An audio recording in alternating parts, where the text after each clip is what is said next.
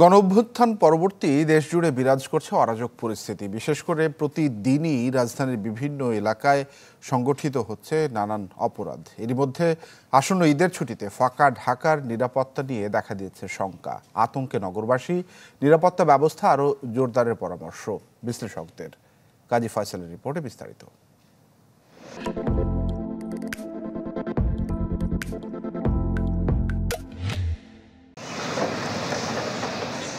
রাজধানীর মোহাম্মদপুর, যেখানে প্রায় 15 লাখ মানুষের বাস। সাম্প্রতিক সময়ে চুরি, ডাকাতি, ছিনতাই সহ নানা অপরাধমূলক কর্মকাণ্ডে অনেকটাই অনিরাপদ এলাকাটি।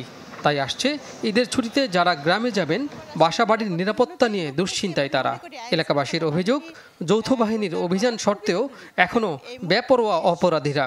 কিন্তু যারা আছে এখন ক্ষমতায়, তারা দেশকে সংস্কার করতেছে, বাট সংস্কারের সবথেকে বড় একটা দিক হলো জনগণের নিরাপত্তা।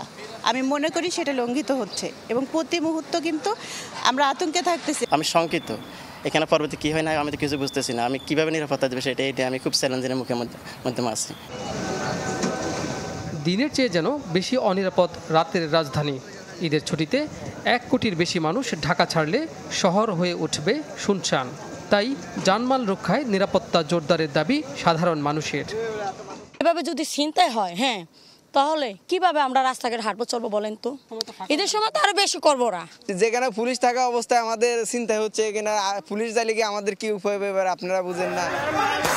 কিশোর গ্যাংয়ের উৎপাত, মব সহিংসতা, ডাকাতি, ছিনতাই মোকাবিলার চ্যালেঞ্জ এখন আইন শৃঙ্খলা রক্ষাকারী বাহিনীর সামনে।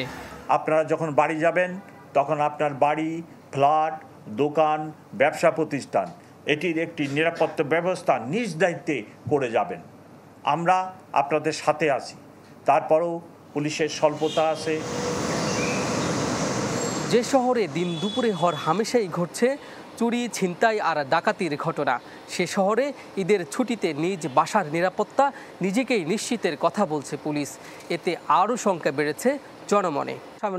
ঈদ কেন্দ্রিক নিরাপত্তা নিয়ে পুলিশের বক্তব্যের সমালোচনা করেছেন এই অপরাধ বিশ্লেষক। যেটা বললেন যে আমাদের ডিএমপি কমিশনে যে কথাটা বলেছেন, এই ধরনের কথাবার্তা বলার ক্ষেত্রে আমি মনে করি যে দায়িত্বশীল লোকদের আসলে আরও সতর্ক হওয়া উচিত।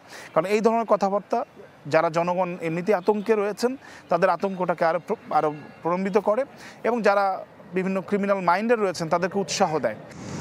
ঈদের ফাঁকা ঢাকায় অপরাধের হটস্পটগুলো চিহ্নিত করে নজরদারি বাড়ানোর পরামর্শ অপরাধ বিশ্লেষকের। যে নেইবারহুড যেন আপনার বিলঙ্গিংসকে দেখার জন্য একটা ওনারশিপ নেয়। কাজী ফয়সাল, চ্যানেল 24, ঢাকা।